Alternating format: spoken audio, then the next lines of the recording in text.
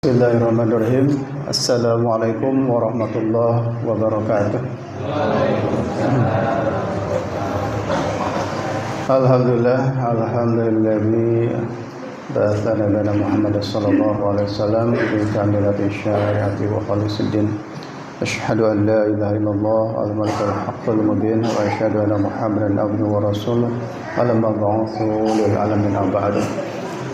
Alhamdulillah, segala puji dan syukur marilah kita panjatkan kehadirat Allah Subhanahu wa taala. Salat dan salam semoga senantiasa tercurah limpahkan kepada junjungan kita Nabi besar Muhammad sallallahu alaihi wasallam. Yang kami hormati para sesepuh DKM, sesepuh paguyuban, para pengurus DKM, pengurus paguyuban, pengurus Majelis Taklim, pengurus organisasi di sekitar Villa Gading Permata, dan umumnya Bapak Ibu jamaah Masjid Al-Hakim. Alhamdulillah, atas izin Allah Subhanahu wa taala kita bisa berkumpul di tempat ini dalam rangka menelaah bersama, mengukur atau mengevaluasi apa yang kita lakukan, apakah sudah banyak sesuai dengan apa yang diajarkan oleh Rasulullah sallallahu alaihi wasallam. Sebelumnya mari kita kirimkan Al-Fatihah, kirimkan doa kepada orang tua kita, guru-guru kita yang telah menjadi wasilah sampainya iman dan sampainya ilmu seputar agama dan lain sebagainya kepada kita semua. Wa ala kulli niyatin shalihah nasalul ijabah bisyiril Fatihah. A'udzubillahi minasyaitonir rajim. Bismillahirrahmanirrahim. Alhamdulillahirabbil alamin arrahmanir rahim maliki yaumiddin. Iyyaka na'budu wa iyyaka nasta'in ihdinas siratal mustaqim siratal ladzina an'amta 'alaihim ghairil maghdubi 'alaihim waladdallin. Baik Bapak Ibu sekalian, bila minggu lalu kita sudah mempelajari bagaimana detik-detik terakhir ketika kematian tiba, kemudian kita melewati sakaratul maut, dicabut nyawa, dan bagaimana kita diarak ya menuju langit, kemudian kembali ke bumi dan melewati alam kubur. Nah, ini kalau secara sekilas bisa kita lihat di sini. Ini perjalanan kita nanti Bapak Ibu ya. Jadi kita dulu di alam ruh, di alam kandung dan alam dunia. Nah, sekarang saya mau sedikit, ini ada sedikit penafsiran atau pemahaman yang bisa jadi beda antara orang kita dengan yang lain.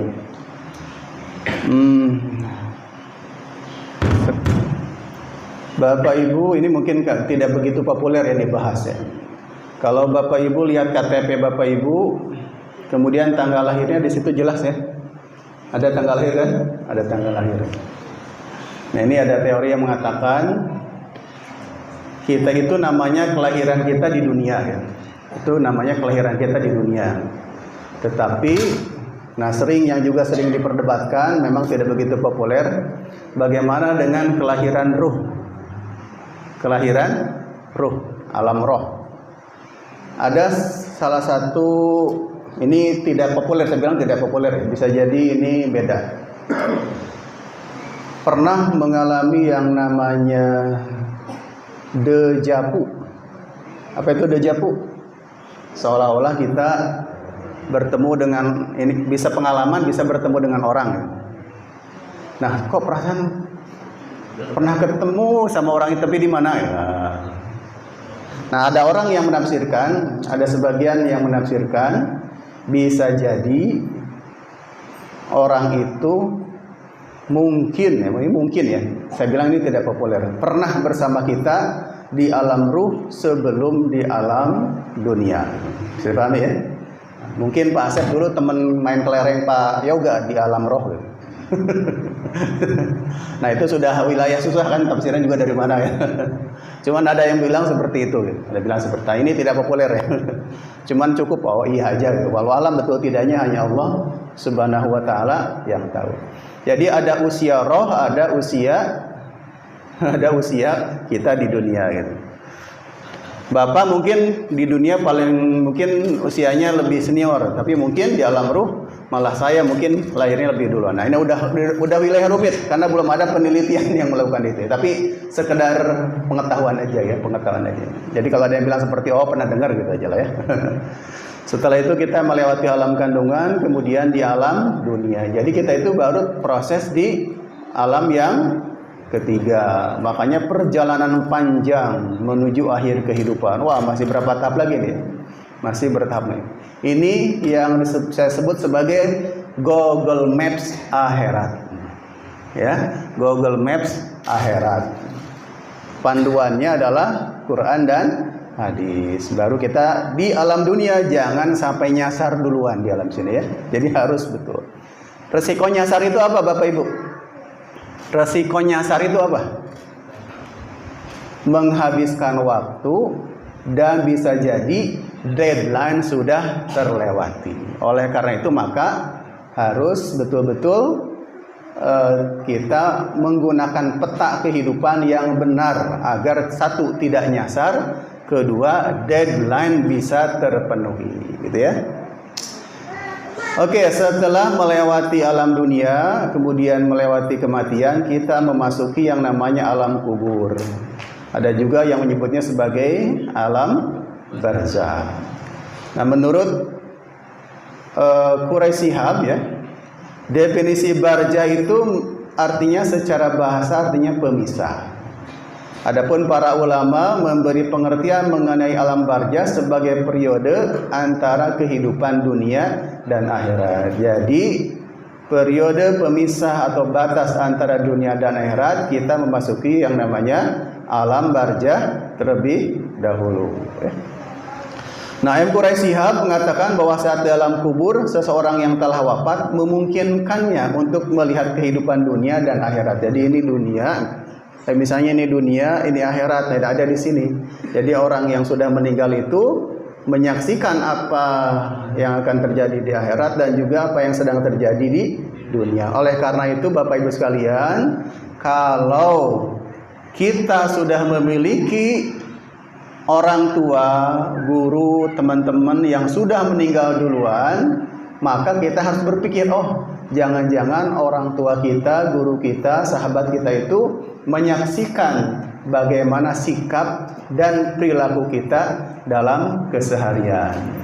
Bahkan ada yang menyebutkan katanya, ada masalah yang saya sampaikan ya, ada beberapa waktu atau ada beberapa masa di mana orang tua kita itu diizinkan melihat kita 1 tahun sekali melalui proses yang namanya Lailatul Qadar. Jadi pada saat Lailatul Qadar, menurut apa yang saya dengar dari guru saya, rombongan pertama dimulai dengan para malaikat gitu ya, diikuti para nabi, baru adalah roh-rohnya orang yang sudah meninggal dunia. Jadi di malam Lailatul Qadar itu mereka berharap mengelilingi dunia dan kemudian diizinkan orang-orang tua kita yang sudah meninggal itu untuk turun dekat melewati kita, turun ke rumah-rumah kita dekat pokoknya dengan wilayah kita. Jadi di Lailatul Qadar, di Lailatul Qadar itu maka kita dianjurkan untuk banyak beribadah. Nah, ini Pak Ustadz Endar ada satu cerita nih dari guru saya, jadi ini walau alam ya. Jadi ada salah satu jamaah beliau yang memang gurunya ini punya kelebihan. Ini mungkin sebagian orang mungkin tidak percaya. Jadi guru saya ini memang ya dikatakan ahli ahli tharikat atau apa ya. Jadi ketika malam Lailatul Qadar itu ada salah satu muridnya sudah meninggal istrinya. Kemudian ketika Lailatul Qadar itu katanya istrinya itu di waktu itu sedang ada pengajian, ruh istrinya itu ada di sekitar situ. Nah, kita mah nggak tahu kan ya. Gitu, walau alam ya, walau alam. Jadi ada di sekitar situ. Itu ada kesempatan ketika ruh melihat orang yang masih hidup atau perilaku orang yang masih hidup di masa Lailatul Qadar. Yang kedua ada yang menyebutkan di hari Senin malam dan Jumat malam. Oleh karena itu kita dianjurkan untuk beribadah puasa sunnah di malam di Senin ya sampai malam, kemudian Kamis sampai malam. Nah, di wilayah-wilayah itu atau di waktu-waktu itu ruh-ruh itu diizinkan untuk melihat orang-orang yang dicintainya semasa masih hidup. Nah, ini kalau dalil-dalil seperti ini kan susah dibuktikan dalam arti karena kita belum mengalami. Jadi masih mendengarkan berita-berita, dan dari berita-berita yang saya sebutkan tadi, Bapak Ibu kalau kurang yakin cari dalil-dalil yang menunjukkannya. Kalau tidak ada ya jangan terlalu diyakini. Kan ini hanya pendapat-pendapat yang beredar di sekitar kita. Tidak tahu mana yang betul-betul real gitu ya. Selanjutnya mengenai alam barzah ini ada satu kisah menarik ya, dijelaskan dalam satu riwayat dari buku Makna Kematian Menuju Kehidupan Abadi oleh Muhammad Shalihin. Ketika Utsman bin Affan berhenti di kuburan, beliau menangis sampai basah janggutnya. Kalau nangis basah janggutnya, nangisnya dikit apa banyak, Bu? Banyak kan, sampai basah janggut gitu. Sini berarti kan basah di sini.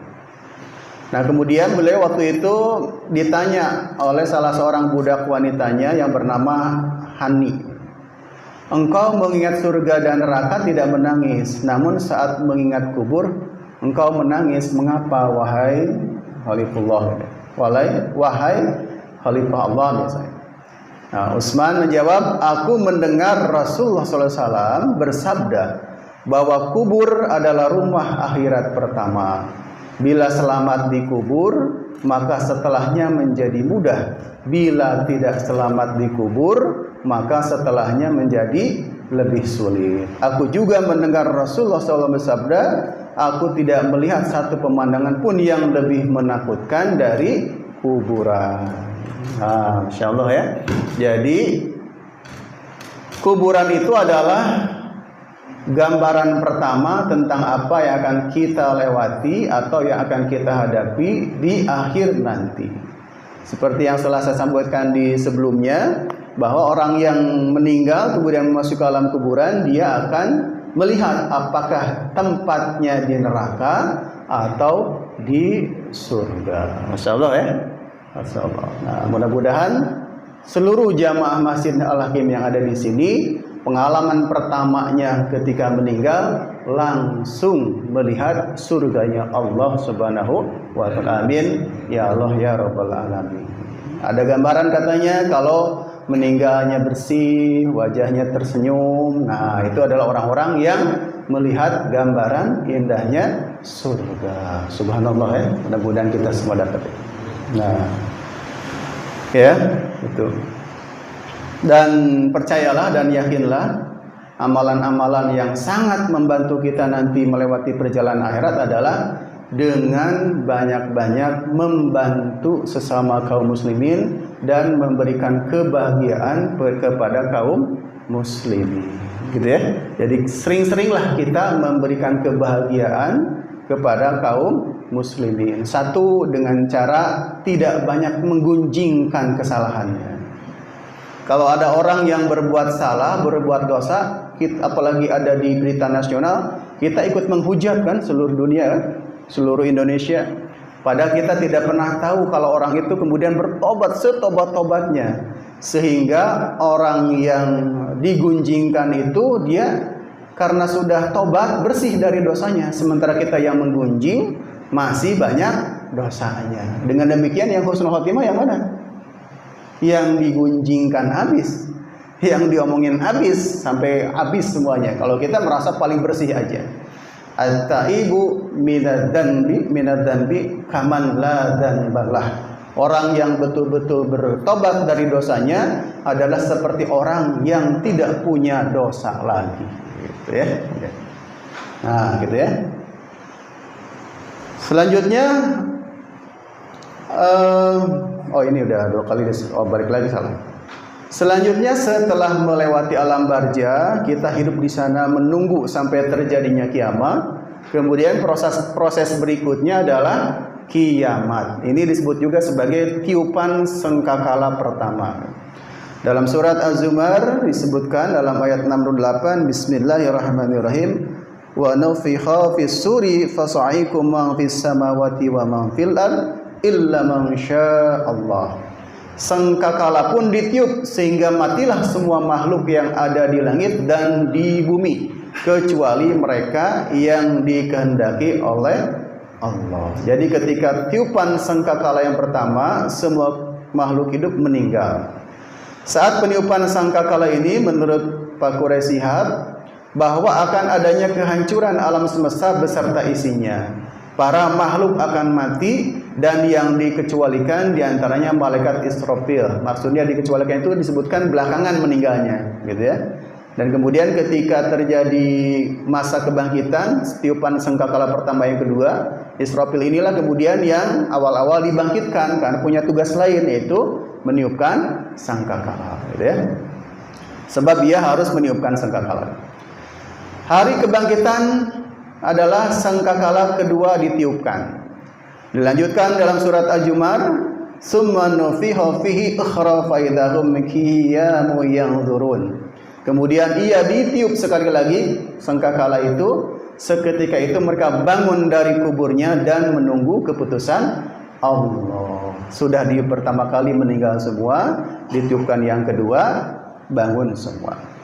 Masih menurut Quraisy Shihab, ketika ini manusia, nah ini yang paling menarik Bapak Ibu. Ketika ditiupkan sangkakala yang kedua, semua manusia dari zaman Nabi Adam sampai dengan manusia yang terakhir seluruhnya akan dibangunkan kembali dari kuburnya.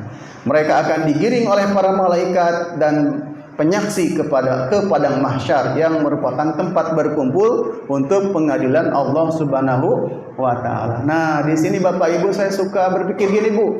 Oh, berarti kalau nanti kita dikumpulkan di alam mana? Ditiupkan pada sangkakala yang kedua ini, dikumpulkan di padang mahsyar, kita itu akan bertemu dengan leluhur-leluhur kita, dari mulai yang paling tua sampai yang paling dekat, yaitu ayah ibu kita. Dan nah ini yang sering kita lupakan. Kita ini dalam tanda kutip bersaing dengan ayah kita, ibu kita, dan seluruh nenek moyang kita dalam masalah mendapatkan kebaikan. Cuman saya berpikirnya begini Bapak Ibu, kita kan ini umat akhir zaman, di mana kita melihat begitu banyak proses maksiat dengan mudah. Video yang seharam apapun bisa kita lihat zaman ini. Ya, tapi zaman orang tua kita tidak ada yang gitu-gitu kan?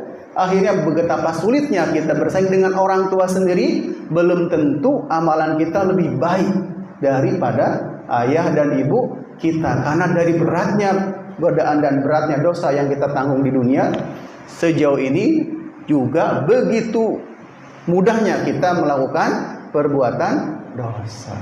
Jadi malu nanti kita sama ayah ibu kita, kakek kita, Masya Allah, gitu ya. Nanti sama-sama muda kan? Sama-sama muda. Nah, bener kan? Bisa dipahami? Jadi malu nanti, Allah, saya jauh banget amalannya dengan ayah saya, ibu saya. Mereka gak kenal ini, gak kenal itu. Kalau kita kan, Masya Allah, bentuk pemaksiatan zaman sekarang semuanya masih ada. Bahkan bisa kita buka dari kamar mandi atau dari kamar tidur, kemaksiatan itu lewat HP yang kita pegang. Gitu ya. Oleh karena itu maka harus berbuat sebaik-baiknya ya, semasa kita masih diberikan kehidupan oleh Allah Subhanahu wa taala. Selanjutnya dilanjutkan, wa ja'at kullu nafsin ma'asaiqu wasyahid. Ya. Kemudian lalu setiap orang akan datang bersama malaikat pengiring dan saksi. Jadi ketika kita dibangunkan di alam mahsyar, nanti akan ada malaikat-malaikat yang menjadi pengiring dan saksi. Pernah lihat acara-acara pengadilan? Acara-acara itu ya, pengadilan pokoknya. Bagaimana tahanan itu diperiksa gimana, Bu? Dikeluarkan dari sel tahanan, dijemput oleh polisi, dijemput oleh orang kejaksaan, dinaikkan ke mobil, terus masuklah ruang sidang. Ruang sidang itu ada saksi-saksi, ada penonton, ada hakim, dan kita berjalan. Kalau orang bersalah itu kan tangan dia dikit gitu ya. Nah, di belakang ada polisi dan sebagainya. Disitulah kemudian terjadi persidangan. Yang mengiring kita bukan manusia tetapi para malaikat. Yauma tashhadu alaihim alsinatuhum wa aydihim warjuluhum bima kanu ya'malun. Pada hari itulah ya, ketika lidah, tangan dan kaki mereka menjadi saksi atas mereka terhadap apa yang dahulu mereka kerjakan. Nah, yang jadi saksi nanti tidak bisa diajak kolusi, tidak bisa diajak negosiasi, karena yang menjadi saksi kita adalah nanti lidah kita, tangan kita dan kaki kita terhadap apa yang semua kita lakukan semasa di dunia. Nah, inilah kemudian yang dijadikan sebuah lagu yang bagus oleh Taufik Ismail dan Chrisye ya. Lagunya ada ya. Nah, itu dari sini, ada juga dalam surat Yasin. Jadi nanti yang bersaksi adalah lidah, tangan, kaki kita yang akan menunjukkan perbuatan-perbuatan kita.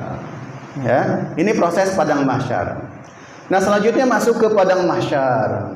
Nah, pada hari kiamat kelak, manusia dari zaman Nabi Adam akan dikumpulkan di satu tempat yang sangat luas yang diberi nama padang mahsyar. Di tempat ini manusia akan diadili satu persatu di hadapan Allah. Nggak ada yang ngantuk Pak, nggak ada yang pingsan nunggu ratusan miliar orang. Wallahu a'lam bishawab, kita tidak tahu ya. Yang jelas semua orang akan diadili dengan seadil-adilnya. Setika saya lacak Bapak Ibu, ternyata siksa neraka, budaya pengadilan, budaya mizan itu di budaya-budaya kuno juga, itu ternyata keyakinan itu ada. Maksudnya bukan di Islam saja. Berarti dengan demikian budaya-budaya ini bisa aja berasal dari ajaran nabi-nabi sebelum Nabi Muhammad. Zaman Nabi Adam, Nabi Ibrahim kan ada ajaran-ajaran. Ketika kita lacak dalam budaya-budaya misalnya Mesir kuno, keyakinan adanya pengadilan, kalau di Cina keyakinan adanya penyiksaan dan masuk neraka atau surga, itu semuanya ada di dalam budaya. Cuman proses dan siapa yang melakukannya aja yang beda. Berarti dengan demikian keyakinan akan adanya siksa neraka, keyakinan adanya akhirat itu sebetulnya budaya yang sudah lama, keyakinan yang sangat lama. Kecuali dalam Islam kemudian dirapihkan dan diluruskan keyakinan-keyakinan. Jadi ini semakin menguatkan bahwa ada kehidupan akhirat, gitu ya, kehidupan akhirat. Coba siapa yang pernah nonton film The Gods of Egypt? Nggak tahu ya? Dalam film The Gods of Egypt itu ada masa di mana orang itu ditimbang ya amalnya, mau masuk surga atau neraka. Itu keyakinan Mesir kuno misalnya, di situ ada. Atau di film-film Cina deh, bagaimana orang yang itu disiksa masuk neraka atau surga. Ada, bahkan ada sebuah lukisan dari Jepang atau Korea, di situ mereka menggambarkan tentang siksa neraka. Nah, berarti ini semakin menguatkan kita semua bahwa pada dasarnya budaya-budaya sebelumnya juga meyakini adanya kehidupan setelah akhirat. Nah, siapa ajakah yang masuk atau golongan mana sajakah yang nanti akan dikumpulkan di padang mahsyar? Dan kita masuk yang keberapa? Ya. Yang pertama, orang yang dikumpulkan di padang mahsyar adalah golongan orang yang menaiki kendaraan. Golongan ini menurut penjelasan para ulama berjalan menuju padang mahsyar dengan fasilitas-fasilitas seperti makanan, pakaian, dan menaiki unta yang pelananya terbuat dari emas. Nah, ini keyakinan tentang yang menaiki kendaraan itu disampaikan Nabi di masa itu. Sehingga yang disampaikan ya pasti adalah kendaraan yang dimaksud adalah kendaraan unta dan sebagainya. Seandainya ajaran Nabi mungkin disampaikannya sekarang, nabinya ada di zaman sekarang, pasti yang disampaikan naik kendaraannya mungkin naik Lamborghini gitu ya, Ferrari dan lain sebagainya. Gak mungkin kan Rasul bicara tentang mobil waktu itu, karena belum ada kan. Jadi bicaranya adalah tentang yang diyakini atau dilihat oleh orang pada waktu itu. Jadi satu orang yang nanti dikumpulkan di akhirat nanti di padang mahsyar, golongan pertama adalah golongan orang yang menaiki kendaraan yang bagus, intinya dilengkapi dengan pakaian yang bagus, perlengkapan perhiasan yang bagus, bahkan pelana untanya sendiri terbuat dari emas. Jadi maksudnya kemewahan orang yang masuk golongan pertama, berjalan melewati padang mahsyarnya atau berkumpul di padang mahsyarnya dengan menggunakan kendaraan.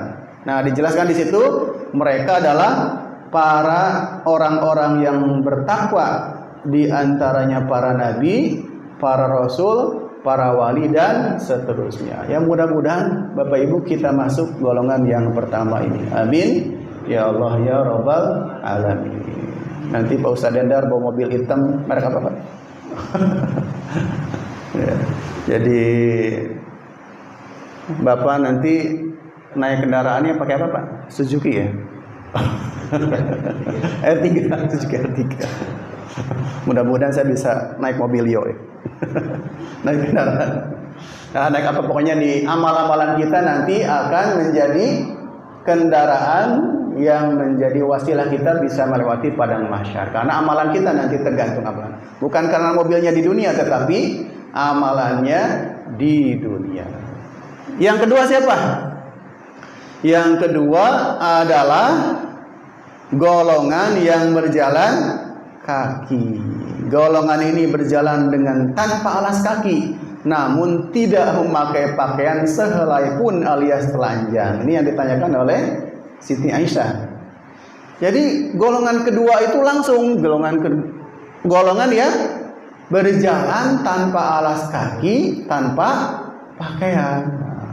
Sampai-sampai mendengar berita ini, Siti Aisyah bertanya, "Wahai Rasul, mereka tidak sempat untuk melihat aurat orang lain.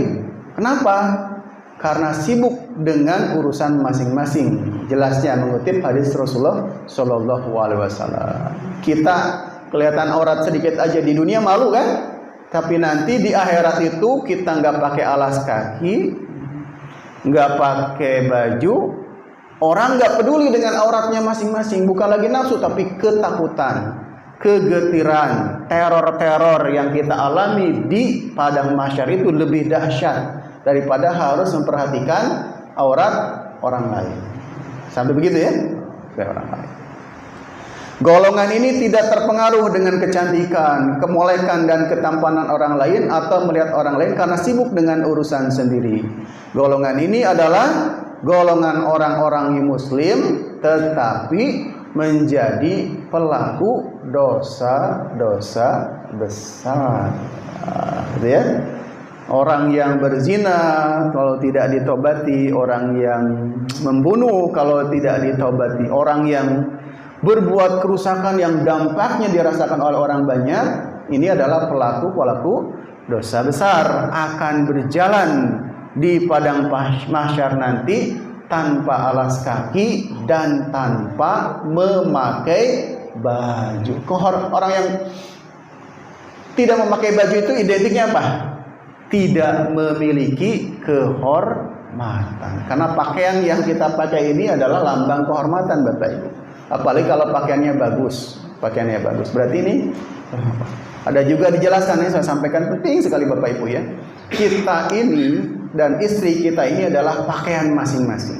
Maksudnya apa?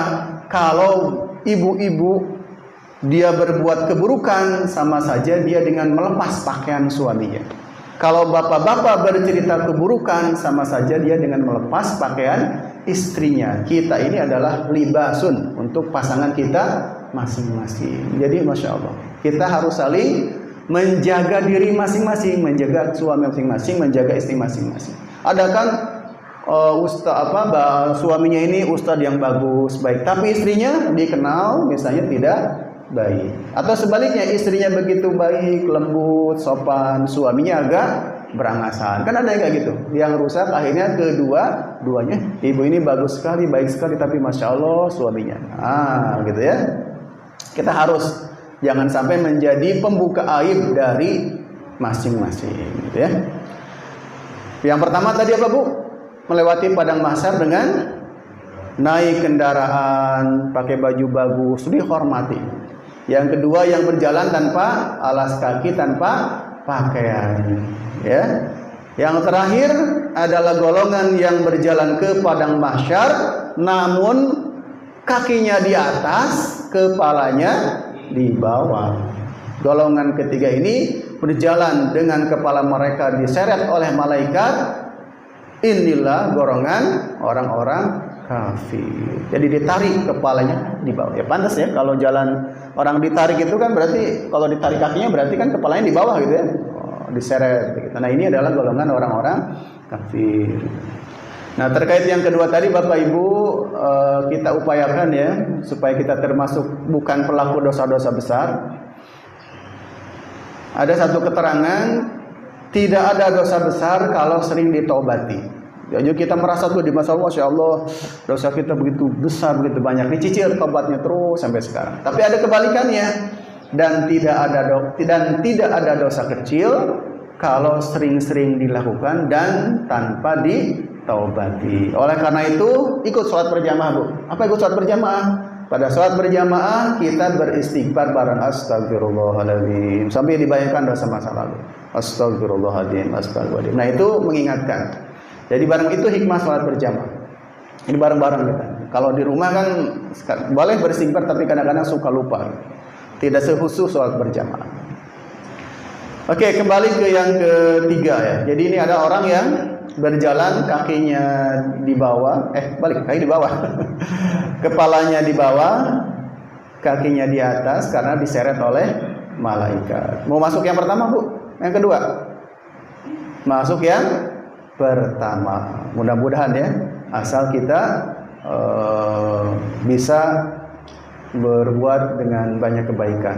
Malu ya, kedua ini Masya Allah. Pernah lihat nggak anak kecil, Bu? Anak kecil kencing bareng di selokan. Mereka suka saling tunjuk nggak? Ih, punya kamu begitu. Naudzubillah ya. Mudah-mudahan kita tidak astagfirullah ya, tidak mengalami masuk yang kedua ini. Naudzubillah. Selanjutnya di padang mahsyar nanti matahari itu hanya akan berjarak 1 mil. 1 mil itu adalah berapa nih? 1 mil ini adalah 1,6 km. Jarak kita PGP Parung berapa kilometer? Pak Hari? Ada 5 km kan? Enggak nyampe Pak? 3 ya? Berarti itu dong, pom bensin. Mataharinya di pom bensin. Astagfirullah ya, mataharinya di pom bensin. Semua yang ada di situ akan merasakan panasnya sengatan matahari sampai tubuhnya hancur, kulitnya tercabik-cabik dan tulangnya berserakan. Namun Allah akan mengganti dengan kulit baru, lalu dibangkitkan kembali agar merasakan azab dan begitu seterusnya. Ada yang menyebutkan bahwa ini proses ketika siksa neraka. Ada yang menyebutkan ini proses di padang mahsyar. Nah, tapi Nabi kita Nabi Muhammad SAW menyebutkan ada 7 golongan yang akan dilindungi dari beratnya kehidupan di padang mahsyar. Ada 7 ya. Yang salah satunya diantaranya adalah orang yang saling mencintai karena Allah. Bagaimana cara membangun rasa cinta dengan sesama jamaah sama manusia? Sholat sering jamaah bareng, Bu. Kalau saya melihat Pak Ustadz Sutaya tidak ada di hari itu, saya tanya, mana Pak Ustadz Sutaya? Oh, lagi celiduk. Nah, itu ada rasa cinta di kita. Oh, mana teman saya? Saya lihat Pak Ustadz Endar tidak ada nih. Oh, lagi ada kesibukan. Pantau tidak ada. Nah, itu rasa cinta karena Allah. Saya ingin semuanya merasakan itu, Bapak Ibu. Ya, saya ingin semuanya merasakan di situ. Kalau Ibu di majlis taklim, tanya, si itu kemana? Nah, itu rasa cinta karena Allah. Atau kita dengan istri, suami dengan istri, atau istri dengan suaminya, itu juga adalah cinta karena Allah. Atau antara kita dengan sahabat di pondok pesantren misalnya. Oh, ini saya sangat senang dengan teman saya ini. Misalnya kenapa? Dia itu sholatnya baik, ngajinya baik, kangen pengen ketemu dia lagi di mana. Nah, itu namanya orang yang ngangenin. Orang yang ngangenin. Itu orang yang ingin karena Allah. Gitu ya. Oke, hal ini misalnya termaktub dalam surat An-Nisa ayat 56, setiap kulit mereka hangus, kami ganti kulit mereka dengan kulit yang lain supaya mereka merasakan azab. Nah, tadi ya, yang mendapat perlindungan di padang mahsyar itu yang mencintai karena Allah. Kedua adalah diantaranya adalah orang yang hatinya terkait selalu dengan masjid. Jadi 2 orang ini akan mendapatkan perlindungan akan mendapatkan lindungan atau mendapat tempat teduh di padang mahsyar. Banyak ya, silakan 7 ya. Di antaranya lagi adalah pemimpin yang adil, pemimpin yang adil. Kemudian ada beberapa jenis syafaat Rasul yang akan diberikan ya kepada manusia. Jadi Rasul itu di padang mahsyar atau melewati perjalanan akhirat akan memberikan syafaatnya. Pertama, syafaat di padang mahsyar.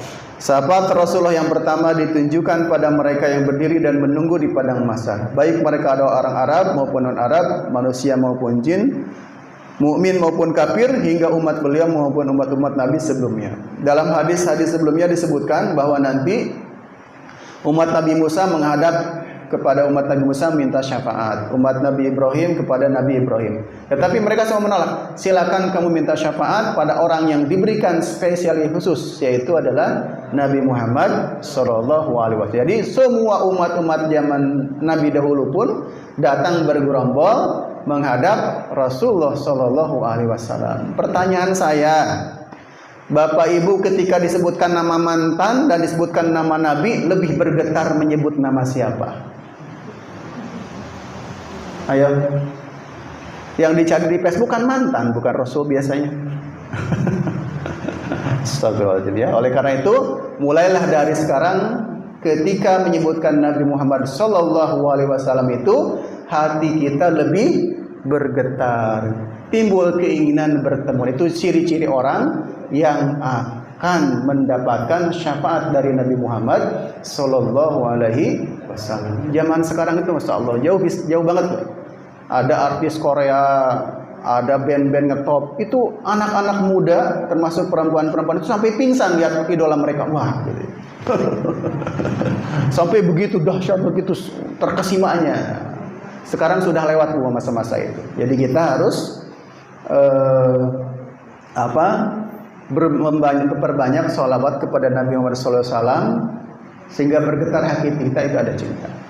Dalam satu forum antara seorang tokoh terkenal dengan Ustadz Jafar, Habib Jafar ya. Wahai Ustadz, apakah saya selama ini katanya lebih dahulu mendoakan ibu saya daripada bersolat kepada Nabi? Apakah perbuatan saya betul? Kata Habib Jafar, selayaknya adalah bersolawat dulu kepada Nabi. Kenapa? Dengan bersolat kepada Nabi kita berterima kasih karena sebab kita bisa berbuat kebaikan, sebab kita beriman, dan sebab kita cinta pada ibu atau ke bapak itu berasal dari ajaran Nabi Muhammad sallallahu alaihi wasallam. Makanya ketika berdoa tanpa menyebutkan sholawat kepada Nabi, kemungkinan doanya ditolak, ya. Sampai seperti itu.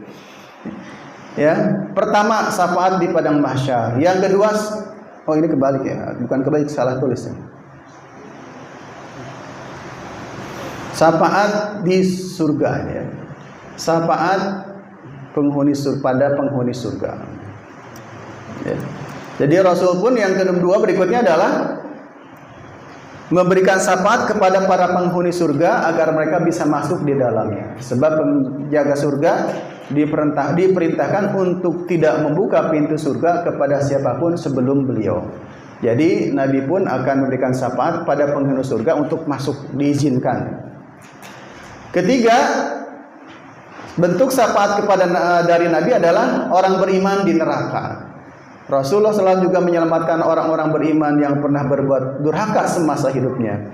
Dengan syafaat Rasul, mereka dikeluarkan dari neraka sehingga tidak ada satupun orang yang mengesahkan Allah berada di sana. Jadi orang-orang yang beriman kemudian nasib mereka buruk harus melewati neraka, juga ujungnya akan mendapatkan syafaat dari Nabi besar Muhammad sallallahu alaihi wasallam. Namun mereka tidak akan dikeluarkan dari neraka dalam satu kali gelombang, melainkan secara bertahap tergantung tingkat kesalahannya.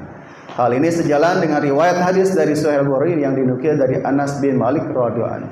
Dalam kitab Tanbihul Ghafilin, orang beriman itu ketika mereka masuk neraka dibedakan cirinya. Ada yang tahu bedanya Pak Bu?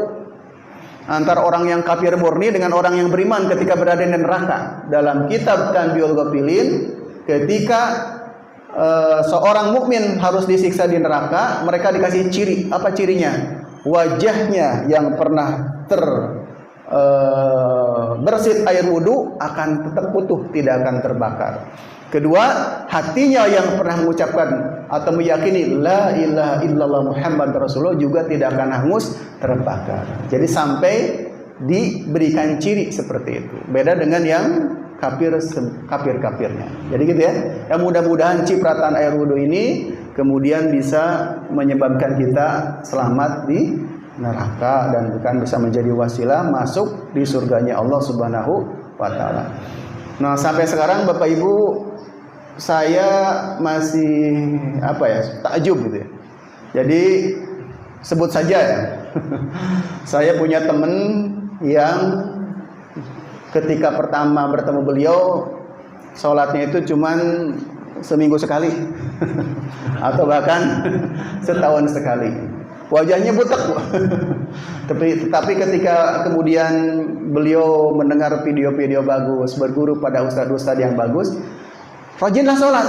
Dan demi Allah ya, saya sebutkan, wajahnya lebih bersih daripada sebelum dia sholatnya seminggu sekali atau sebulan sekali. Nah inilah, coba buktikan aja deh, buktikan ya. Tercipta, walaupun maaf ya, kulitnya agak gelap, tetapi sudah tertimpa air wudhu itu beda auranya, cahayanya beda. Saya nggak tahu dari ilmu skincare ini apa ya, nggak tahu ya. Apalagi ini rahasia. Kalau bapak ibu pengen fresh, wajahnya tetap muda, seger dan bersih, ambil air wudhu, tetapi di sebelum subuh alias laksanakan sholat tahajud. Insya Allah beda. Ya, itu wajahnya kan lebih, kalau cowok lebih ganteng, perempuan lebih cantik karena ada aura yang berbeda di situ. Jadi sampaikan ke nah ini, tapi anak-anak kita kebalik. Tidurnya larut malam, bangunnya setelah azan subuh, kemudian dia beli skincare. Pengen wajahnya bersih. Mungkin secara ilmu kosmetik bisa, tetapi kalau dari ilmu agama itu tidak cukup, tetapi harus pakai aura. Itu namanya membangkitkan aura cantik versi Rasulullah SAW, yaitu banyak sholat tahajud. Sampaikan kepada anak-anak kita, hatinya bersih, wajahnya bersih. Dikit lagi Bapak Ibu ya. Selanjutnya, nah ada juga sahabat Rasul kepada pamannya Abu Thalib, tetapi bukan berarti beliau lepas dari neraka, tapi karena kebaikan semasa hidup beliau yang mestinya beliau menempati neraka terdalam, dengan sahabat Rasul katanya diangkat ke yang lebih dangkal. Ada yang seperti itu. Tetapi bagi orang Syiah, mereka meyakini bahwa Abu Thalib Muslim. Ketika orang-orang Syiah, mereka karena mencintainya sangat ekstrim ya, mereka mengatakan Abu Thalib ini katanya masuk surga ya. Tapi kita walau alam ya nggak tahu ya. Tapi keyakinan kita sih karena memang ketika meninggal beliau ini tidak berucap syahadat, ya katanya sih tetap di neraka, tetapi dengan syafaat Rasul disimpan di nerakanya di yang agak dangkal. Cara mendapatkan syafaat, sering-seringlah mengucap la ilaha illallah. Maka beruntunglah orang yang sering tahlilan di acara yasinan. Karena kalau maghrib itu kan paling yang baca tahlil, imam yang baca tahlil la ilaha illallah kan tidak banyak. Kenapa? Karena bacaan udah banyak ya. Kalau ditutup dengan la tahlil itu lebih bagus. Tetapi mungkin momen yasinan itu penting. Kedua, cara mendapatkan Rasul adalah senantiasa berdoa setelah azan. Apa? Ada bacaannya di sini. Allahumma rabb hadhihi da'wati tamah. Wahai zat ya, wahai zat pemilik panggilan yang sempurna ini ya. Wassalati qaimah, dan salat yang ditegakkan, ati Muhammadul wasilah, sampaikanlah kepada Muhammad, Nabi Muhammad al-wasilah wal fadilah, dan keutamaan, wab'asu maqaman mahmuda, dan berikanlah kepada beliau tempat yang terpuji, alladzi wa'dah, yang telah engkau janjikan. Ini adalah dengan sering atau setelah setelah azan sering berdoa. Nah, kita kadang-kadang jangan sampai Bu, saya ini agak susah juga. Dari bacaan Allahu Akbar yang dibacakan Mang Bandi sampai la ilaha illallah, yang ingat berapa aja? Yang ikutin yang mana aja? Suka kelewat kan? Paling Allahu Akbarnya aja. Habis itu nonton lagi. Nah, minimal pas ujungnya itu Allahumma rabb hadhihi da'wati tammah kepada selanjutnya Bapak Ibu tidak lupa baca itu. Kadang-kadang kita suka pelong kemana gitu lagi azan itu. Minimal Allahu Akbarnya atau ditutup dengan doa ini gitu. Kemudian cara mendapatkan syafaat Rasul berikutnya adalah banyak bersolawat. Allahumma sholli ala sayyidina Muhammad wa ala sayyidina. Nah, para Bapak Ibu, kalau kebiasaan saya sebelum baca Quran di waktu subuh, biasanya saya beristighfar 10 kali dan kemudian membaca sholawat 10 kali supaya kita bisa masuk di sini nih. Barang siapa yang bersalawat kepadaku di pagi hari 10 kali dan di sore hari 10 kali, maka dia akan mendapatkan syafaatku pada hari kiamat. Nah, berarti minimal kan udah tahu ya, kalau pengen mendapatkan syafaat Rasul sebelum maghrib atau pas sholat asar baca 10 kali, di waktu subuh 10 kali. Jadi baca salawat itu jangan di panggung pas ada hajatan. Itu udah dangdutan atau udah apa tuh, main hiburan. Tetapi nah ini 10 kok Bu. Syarat dapat Rasul itu gampang, 20 yaitu 10 di waktu pagi, 10 di waktu sore. Bisa ya? Bisa. La ilaha illallah, enggak disebutkan berapa banyaknya. Doa setelah azan, setelah itu baca salawat 10 pagi, 10 sore. Insyaallah dapat jaminan syafaat Rasulullah sallallahu alaihi wasallam. Gitu ya. Sedikit lagi. Selanjutnya, ini cuma beberapa slide lagi. Kita juga setelah melewati padang mahsyar akan melewati namanya ada telaga Rasulullah sallallahu alaihi wasallam. Jadi bukan telaga sindur nih, tetapi telaga Rasulullah sallallahu alaihi wasallam. Dalam satu hadis dikatakan ya, demi jiwa Muhammad yang berada di tangannya, wadah untuk minum yang ada di telaga Al-Kautsar banyaknya seperti jumlah bintang dan benda yang ada di langit. Jadi orang-orang yang mau minum di situ kebagian cangkir semua gitu. Itulah gelas-gelas di surga. Barang siapa yang minum air telaga tersebut, maka ia tidak akan merasa haus selamanya. Di telaga tersebut ada 2 saluran air yang tersambung ke surga. Barang siapa meminum airnya, maka ia tidak akan merasa haus. Lebarnya sama dengan panjangnya, yaitu seukuran antara Amman dan Ailah. Mungkin ini nama wilayah. Airnya lebih putih daripada susu dan rasanya lebih manis daripada manisnya madu. Menambahkan kesegarannya. Bayangin Bu, kalau kita udah panas-panasan, siapa yang kemarin ikut Agustusan Jalan Sehat? Pak Heru ya, bareng-bareng saya di situ. Enaknya habis jalan sehat, dikumpulin di padang mahsyar versi Curug, panas. Habis itu enaknya minum yang seger-seger kan? Nah nanti di padang mahsyar minumnya dari telaga Al-Kautsar yang digampangkan begitu manis. Kalau Bapak Ibu habis puasa minum air putih aja tanpa didinginkan, tanpa dikasih pemanis, itu rasanya manis ya. Nah, itu rasanya manis. Itu rahasia dari Pocari Sweat Pak Hari. Jadi kalau minum Pocari Sweat paling enak itu kalau sudah berkeringat, panas-panasan minum Pocari Sweat. Itu rasa-rasa jeruknya itu ada. Itu sebenarnya sudah diperhitungkan oleh pembuatnya. Nah, ini juga rasa-rasa telaga Al-Kautsar ini sudah disesuaikan orang yang baru melewati padang mahsyar. Setelah itu kita akan melewati mizan, hari timbangan, hisab dan penyerahan buku rapot akhirat. Nah, kita akan mendapatkan itu semua. Setelah dipasang mahsyar tadi, amal manusia mulai ditimbang, mana yang baik dan mana yang buruk. Jika manusia lebih berat timbangan amal kebaikannya, maka dia akan mendapatkan keselamatan. Begitu juga sebaliknya. Amal perbuatan yang kita lakukan selama di dunia kemudian akan dihitung pada saat yaumul hisab. Allah berfirman, sesungguhnya kepada kamilah kembali mereka. Kemudian sesungguhnya kewajiban kamilah menghisab mereka. Ya. Nah, ini orang-orang yang sudah mendapatkan rapot yang bagus melewati ini, alhamdulillah. Mereka begitu santai, begitu berbahagia. Nah, yang terakhir sebelum kita masuk ke surga dan neraka, kita melewati namanya jembatan Shiratal Mustaqim. Kalau Bapak Ibu ingin punya bayangan sedikit aja tentang jembatan Shiratal Mustaqim, silakan jalan kaki di jembatan gantung, di belakang ada motor, di depan ada motor. Goyangannya udah beda kan? Oh. Itu jembatan Shiratal Mustaqim versi PGP itu. Ya. Nah, itu yang sedikit aja contohnya. Sampai ada bapak-bapak kan nunggu dulu motornya sepi, tunggu sampai jembatannya diem. Gitu. Nah, itu teman saya termasuk ada waktu kami ada acara di Aceh harus menyeberang ke Pulau Sabang. Itu naik feri besar. Apa alasan dia nggak ikut? Takut goyang. Takut goyang. Nanti jembatan Shiratal Mustaqim lebih goyang lagi. Ada di bawahnya api lagi kan? Mau latihan. Pak gimana Pak? Saya kan udah latihan flying fox Pak. Oh nggak ada flying fox di situ. Ada juga foxnya yang makan. Latihan flying fox nggak ada apa-apanya. Latihan di jembatan enggak. Itu baru contoh ekstrimnya sangat kecil. Setelah amal dihitung, manusia akan berjalan melewati jembatan Shiratal Mustaqim.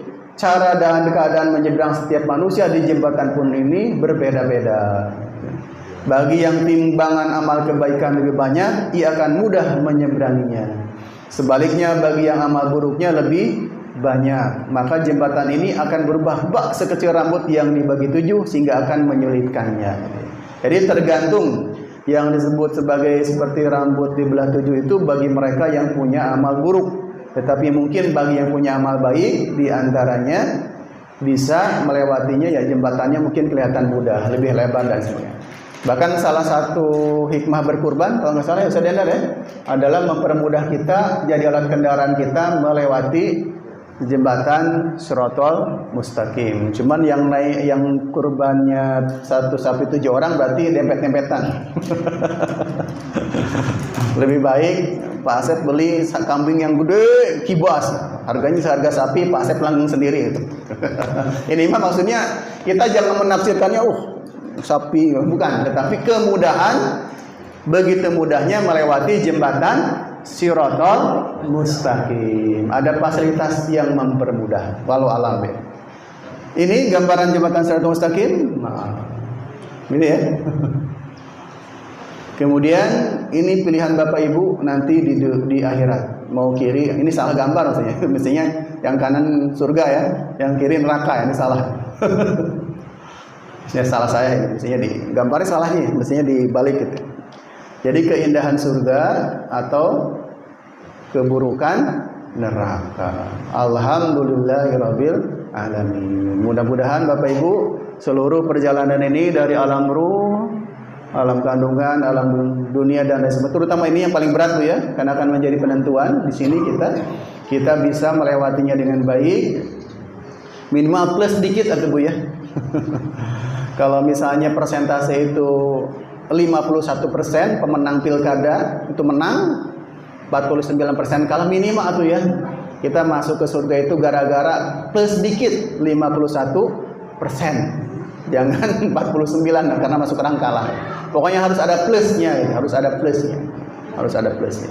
Sehingga kita bisa melewati tahapan-tahapan ini dan bisa masuk ke surganya Allah, terhindar dari nerakanya Allah. Inilah visi dunia akhirat yang sebenarnya. Bila selama ini kita resolusi itu mikirin dunia terus ya. Nah, ini mestinya ada visi dunia dan akhirat di 2025 adalah bagaimana kita selamat di dunia dan selamat di akhirat. Demikian Bapak Ibu, bila ada yang ingin didiskusikan silakan. Mohon maaf apabila ada kesalahan. Billahi taufiq wal hidayah. Wassalamualaikum warahmatullahi wabarakatuh.